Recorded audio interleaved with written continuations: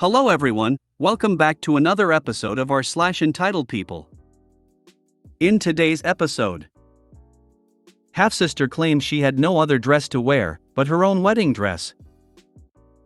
She stole my entire cart full of Christmas ornaments reduced by 90%.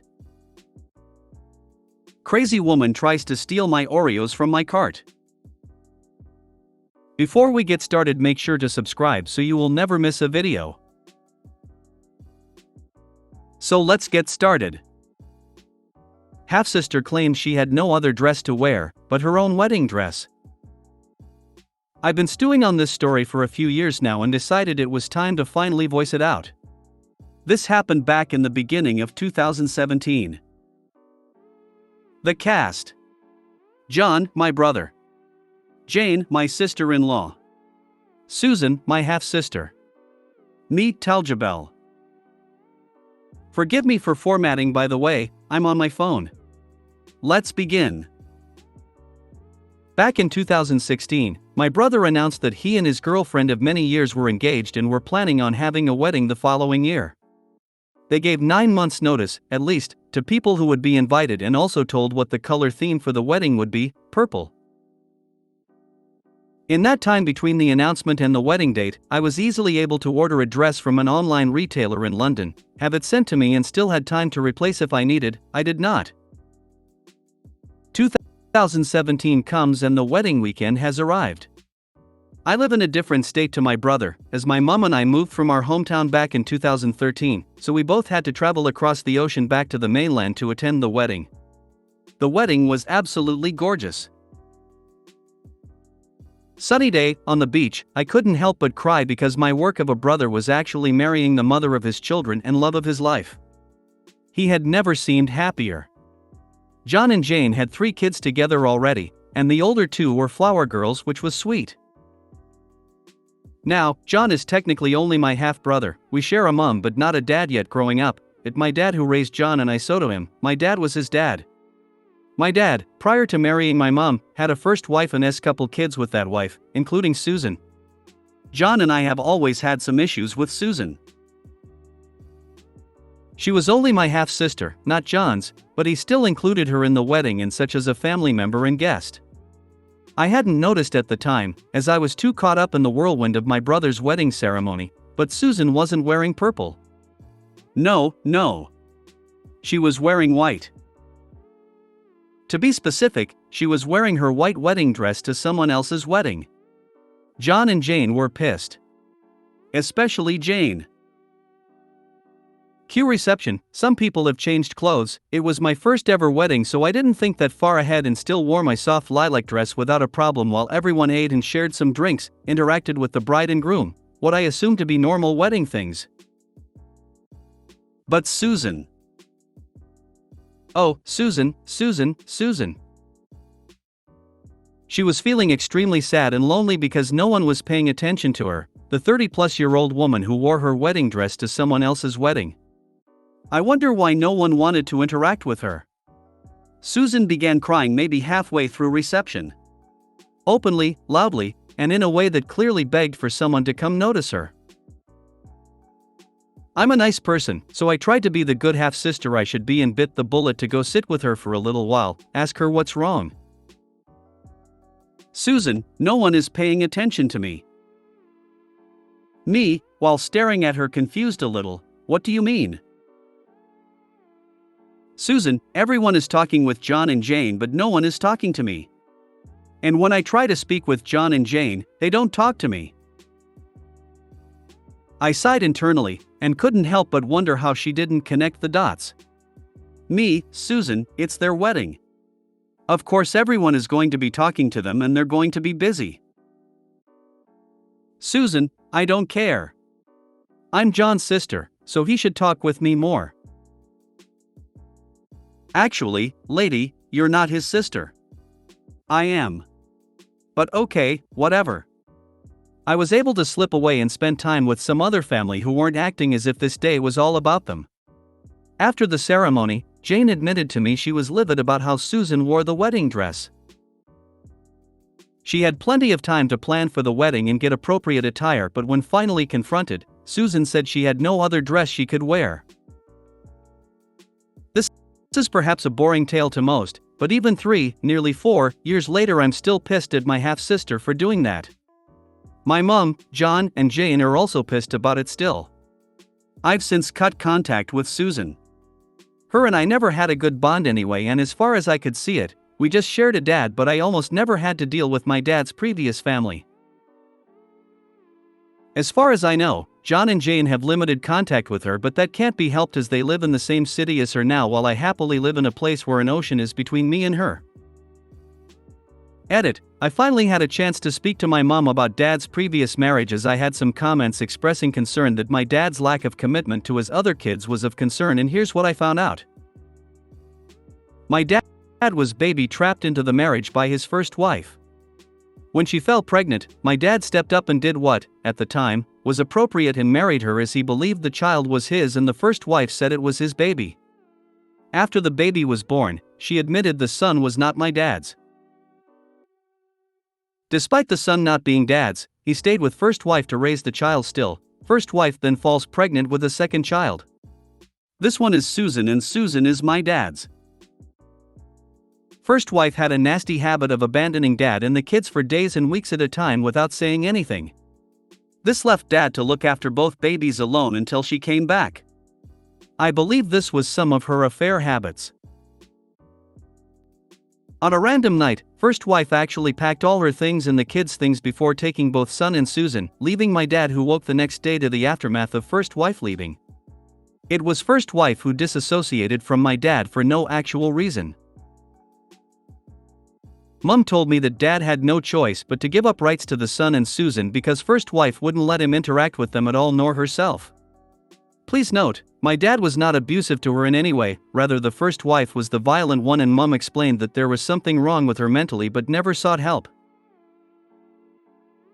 There was a period of time, after dad married my mom and after I was born, that first wife was entirely out of control, that dad took in both the son and Susan to live with us for a few months, but the son was a violent child, Susan wasn't any better, and both my parents had to contact child welfare after an incident where my brother was taken to the hospital because son had cracked his head open and John needed stitches. Because first wife's son was a clear danger to myself and John, it was decided dad and mom couldn't keep looking after them. There were multiple affairs first wife had while married to my dad, including a third child that wasn't my dad's, but his best friend's. First wife also had another 2 children after the divorce and tried to claim my dad was the father, even though this was after my dad had married my mom. DNA tests were done, and of all the children, only Susan, the second born, was my dad's child. I hope this helps to clear up anything people were worried about. First wife is also an extreme narcissist, which could explain Susan's behavior. I can't believe she actually admitted all she was looking for was attention. Usually the people who pull that kind of shit try and cover for the fact that they're wearing a wedding dress to someone's wedding, but I died laughing when she just plain said, "Why is no one paying attention to me?" She honestly couldn't believe no one wanted to talk with her and didn't catch on to the vibes everyone clearly was giving her. While Susan sounds like a piece of work, and that is putting it nicely. What person in their right mind would wear a wedding dress to their brother's wedding and then be upset no one, much less the bride and groom, is speaking to them? It couldn't be due to her wearing a wedding dress to a wedding that wasn't hers, could it? I don't understand how these kind of people don't ever stop to think they are the problem and think it has to be someone/something else. They are never responsible or wrong. Imagine breaking out in tears because someone else's wedding isn't all about you, after you deliberately tried to stir shit up by showing up in a wedding dress. Blanking her was probably the most mature way to handle it. She stole my entire cart full of Christmas ornaments, reduced by 90%.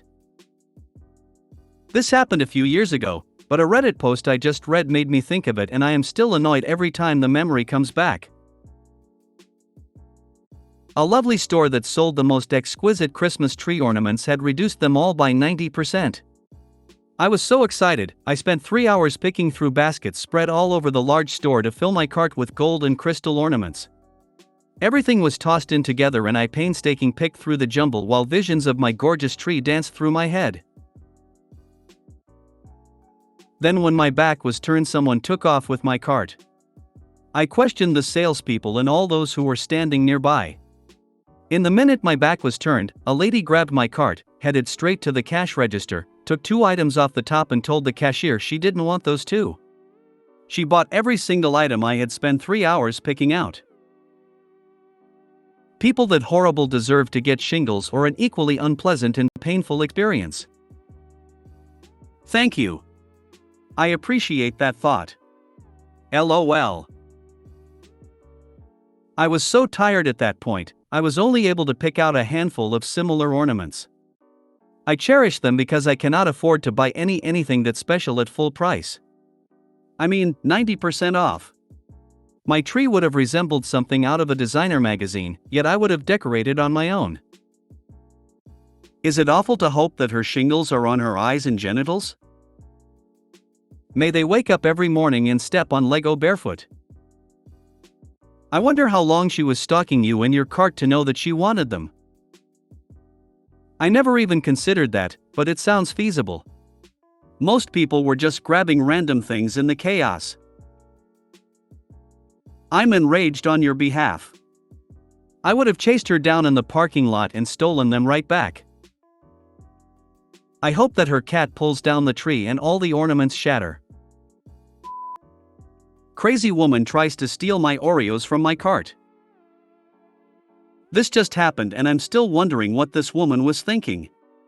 Please excuse in spelling or mistypes my small keyboard on my phone and autocorrect hates me. I had just walked out of Walmart getting some stuff for dinner. And was loading my car. The last thing I had left was my package of double stuffed golden Oreos. As I turn around I see a lady taking them out of my cart. CL equals crazy lady. S equals Walmart security. Me equals me. Me, hey, those are mine. CL, oh, I thought someone left them in here. Me, no ma'am, those are mine, I was just loading my truck. CL, you're lying, show me a receipt to prove they are yours. Me, I'm not doing that now, please hand me back my Oreos so I can go home, I've had a very long day. CL, you work at McDonald's and I know you do because you're wearing their shirt. You can get free food anytime you want, just let me have the Oreos and go buy an ice cream or an apple pie. Look, there's one right across the street. Me, just because I work at McDonald's doesn't mean I get free food, just give me the Oreos because I really don't want this to go any further. CL, I have children that love these things and my kids deserve them, so you're going to give them to me and like it. As we are having this stupid conversation, Walmart security pulls up. S equals what's going on, someone told me there was an argument going on out here. CL, yes, this extremely rude person stole these Oreos from my basket and then claimed he bought them, I just got them back when you pulled up. S, is that what happened, sir? Me, no sir, she took them out of my cart and I was trying to get them back. CL, he's lying, arrest him now, he stole from my kids. I just roll my eyes. S, there is an easy way to solve this, please show me your receipt and we will straighten all of this out. CL, this is ridiculous, who are you going to believe me, a sweet woman or a kid that works at McDonald's? He probably dropped out of school and this was the only job he could get. S, receipt please. CL, I lost it, but these are mine, I swear. I hand him my receipt that says I bought them about 10 minutes ago.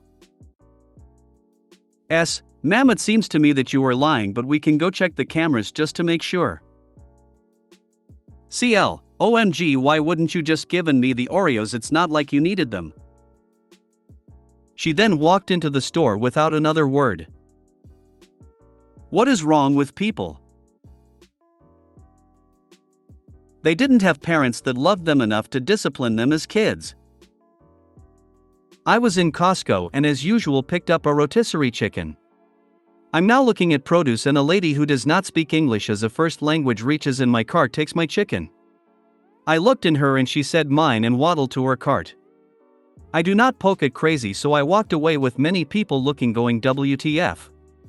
Nice rotisserie chicken man gave me fresh chicken and said lady does it frequently if there isn't a chicken available she likes. I changed to another Costco. What an irritating little shit.